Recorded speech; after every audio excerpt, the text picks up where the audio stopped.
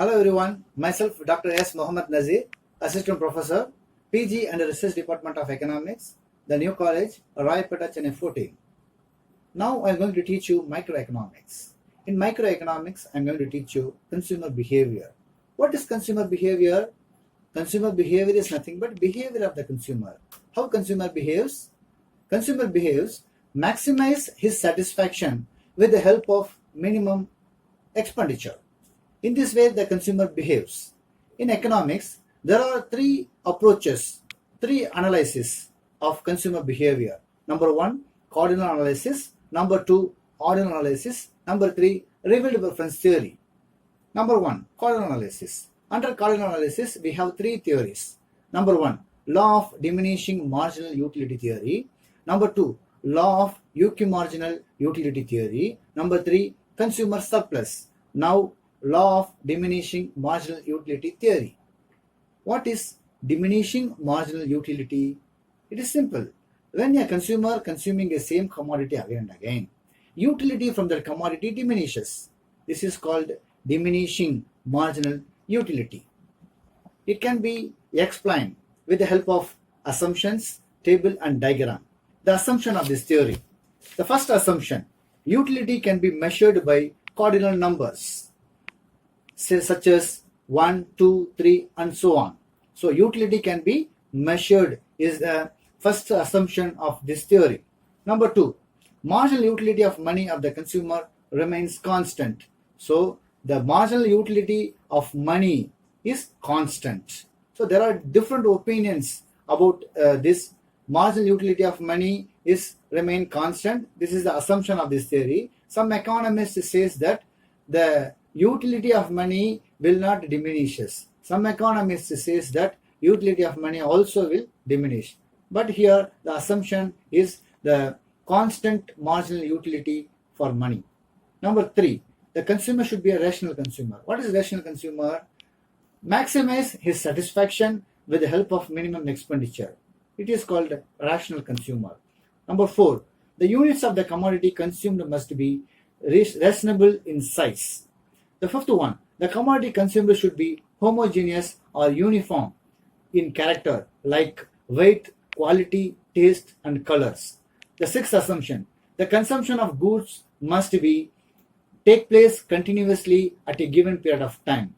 The seventh assumption, there should be no change in taste, habits, preferences, fashions, income, and character of the consumer during the process of consumption. Explanation of the theory. The law of diminishing marginal utility states that if a consumer continues to consume more and more units of the same commodity, its marginal utility diminishes. It can be explained with the help of an example. Suppose a consumer wants to consume 7 apples, one after another. The utility from the first apple is 20. But the utility from the second apple will be less than that of the first, say 15. The third is less than that of the second, say 10, and so on. Finally, utility from the fifth apple becomes 0 and the utility from the sixth and seventh apples are negative. This tendency is called law of diminishing marginal utility. This can be explained with the help of table and diagram. This table explains the law of diminishing marginal utility. The first column shows units of apple, the second column shows total utility, the third column shows the marginal utility. When a consumer consuming a first apple, the total utility is 20, the marginal utility is also 20. When the consumer consuming a second apple, the total utility is 35, the marginal utility is 15. Difference between 35 and 20. What is marginal utility? Marginal utility is nothing but additional utility made to the total utility by consuming 1 unit of the commodity. This is the meaning of the marginal utility. When the consumer consuming a third apple, the total utility is 45, the marginal utility is 10. When the consumer consuming the fourth apple, 50, the marginal utility is 5. Fifth apple, total utility 50, the marginal utility is 0. Sixth apple, total utility is 45, the marginal utility is minus 5. Seventh apple, total utility is 35, the marginal utility is minus 10.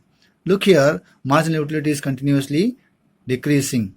On one stage, it becomes 0. After that, it becomes negative. The relationship between the total utility and marginal utility. When the total utility is increasing, the marginal utility is decreasing. When the total utility is maximum, that is 50, the marginal utility becomes 0. When total utility is decreasing, the marginal utility is negative. This can be also explained with the help of the diagram.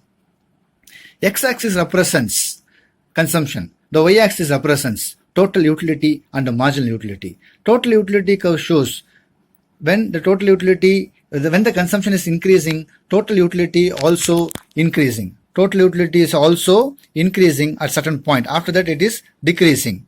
Here, the marginal utility. The marginal utility, when the consumer consuming the commodity, marginal utility decreasing, at one stage it becomes 0. After the consumer consuming the same commodity, it becomes negative. So this curve shows the decreasing tendency of the utility. Consumer equilibrium. Suppose the consumer is consuming a single commodity. The consumer is in equilibrium when the marginal utility of any commodity X is the equal to price of X. So the consumer is in equilibrium when the marginal utility of X is equals to price of X. So this is the main important of the this theory. The consumer consuming a commodity, that is the marginal utility of X is equals to price of X. Okay. Now the importance or applications of this law. The first important, the law of diminishing marginal utility is one of the fundamental law of consumption. It has applications in several fields of the study. The second importance, this law is the basis for other consumption laws such as law of demand, elasticity of demand, consumer surplus, and the law of substitution, etc. The third importance is this law helps for finance minister. Based on this law only, the progressive tax system is imposed, which means when the rich people have more money, the utility from that money is diminishes. That is the reason the government is imposing more tax on rich people and less tax on poor people. The fourth importance is this law emphasizes an equitable distribution of wealth. The marginal utility of money to the more moneyed is low. Hence, redistribution of income from rich to poor is justified. The another important application of this theory is Adam Smith explains the famous water paradox, diamond water paradox. What it means? Diamond is a scarce product. Hence, its marginal utility is high and its price is high, even though it is not very much needed. But water is abundant. Hence, its marginal utility is low and its price is low, even though it is very much essential. Look here, very much essential products sells by very low amount. Not essential product is sells by high price. This is the water diamond paradox.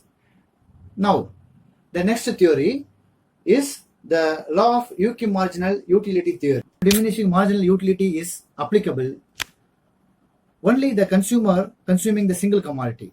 But in reality, wants are unlimited and these wants are to be satisfied. Hence, to analyze such a situation, the law of diminishing marginal utility is extended, is called law of equimarginal utility theory.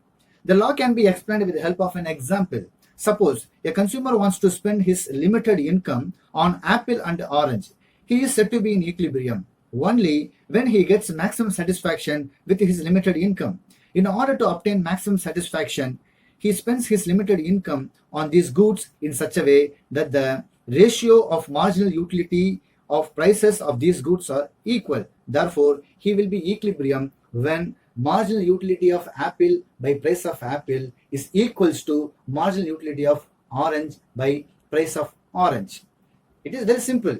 When the consumer spend his money to purchasing goods, suppose for example, so I am purchase a shirt, tie, pant, shoe, belt, everything. The shirt price is 1000 rupees, tie price is 500 rupees, belt price is 300 rupees, pant price is 2000 rupees, shoe price is 3000 rupees. So all the commodities have different prices, but utility from that commodities are equal for me. So in this way, consumer spends his income on different commodities.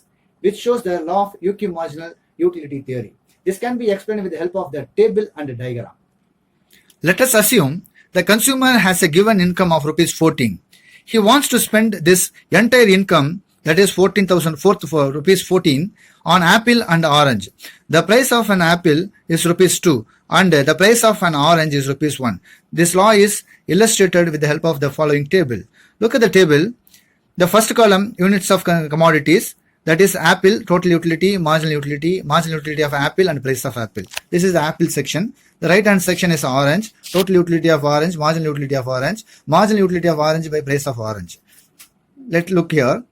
The first commodity. When the consumer consuming the first apple, the total utility is 25. That is the marginal utility, the same 25.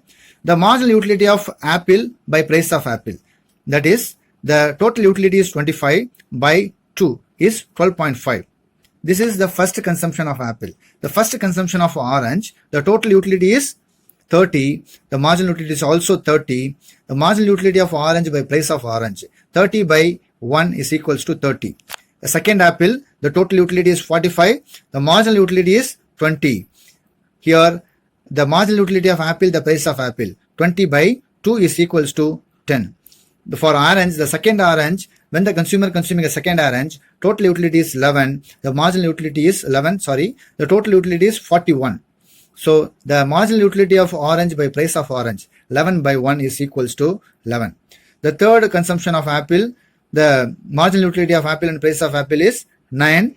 The marginal utility of orange and price of orange is 8. The fourth apple, the marginal utility of apple and marginal utility of apple and price of apple is 7.5. Here orange 5. The fifth apple, the marginal utility of apple and the price of apple is 5. For orange, 4 by 1 is equals to 4. The sixth apple, 4 by 2 is equals to 2. 3 by 1 is equals to 3. Here, when the consumer consuming the 5 apples, the marginal utility of apple and the price of apple is 5. When the consumer is consuming 4 oranges, that is 5 by 1 is equals to 5. Here, the marginal utility of apple by price of apple is equals to marginal utility of orange and price of orange. If the consumer consuming other combinations, the both are not equal. This also explained with the help of the table. In the table, x-axis represents the amount of money spent and y-axis represents marginal utilities of apple and orange. MN and PQ are the marginal utility curves of apple and orange respectively. If the consumer spends OA amount of apple and OB amount of orange, the marginal utility of both are equal. That is to say, AA1 is equals to BB2. Hence, he gets the maximum satisfaction. If he spends OA2 money of apple and OB2 money of orange, marginal utility of both are not equal. So, hence the satisfaction is not the maximum. So, when the satisfaction is maximum, price of orange, marginal utility of apple by price of apple is equals to marginal utility of orange by price of orange should be equal. Then only the satisfaction is maximum. Okay, this theory is called law of equimarginal utility theory. Next theory is nothing but the consumer surplus. Let me see the consumer surplus. Consumer surplus is nothing but it is the difference between the potential price and the actual price. It can be explained with the help of an explanation. The concept of consumer surplus is nothing but, suppose a consumer wants to buy an apple. The actual price of apple is rupees 2, but he is willing to pay rupees 4 rather than go without it. The price of that he has to pay for each unit is equals to that marginal utility of the unit. Hence, the consumer surplus is rupees 2, 4 minus 2. Thus, the consumer surplus is the difference between the price that a consumer is willing to pay, that is the potential price, and what he actually pays. Therefore, consumer surplus is equals to what a person is willing to pay, that is the total utility, minus what he actually pays, or consumer surplus, potential price, actual price. Actually, the consumer wants to buy an apple, he is willing to pay 4 rupees, actually he paid 2 rupees. This difference between 4 minus 2 is 2. This 2 rupees is called a consumer surplus. Everywhere in the world, in the marketing, they are using the consumer surplus. Suppose we are interested to buy a shirt in a shop. In the price tag, they wrote 2000 rupees and then they striked out and put 50% discount, 1000 rupees. So you are you are imagining like you are getting 2000 rupees worth of shirt for 1000 rupees. You are getting 1000 rupees of surplus. So at once you are buying that shirt. This strategy is using everywhere. This is called the consumer surplus. It can be explained with the help of table and diagram. In the table, it shows the measurement of consumer surplus. The first column, units of commodity. The second column, willingness to pay, that is the potential price, the marginal utility. The third column, actual price. The fourth column is the consumer surplus. Units of commodity apple, number 1, the first apple. The consumer willing to pay 6 rupees, but he actually paid 2 rupees. So the consumer surplus is 4. The second apple, the consumer is willing to pay 5 rupees. He actually paid 2 rupees. The consumer surplus is 3. The third apple, the consumer willing to pay 4 rupees. He actually paid 2 rupees. The consumer surplus is 2. The fourth apple, consumer is willing to pay rupees 3. Actual price is 2. The consumer surplus is 1.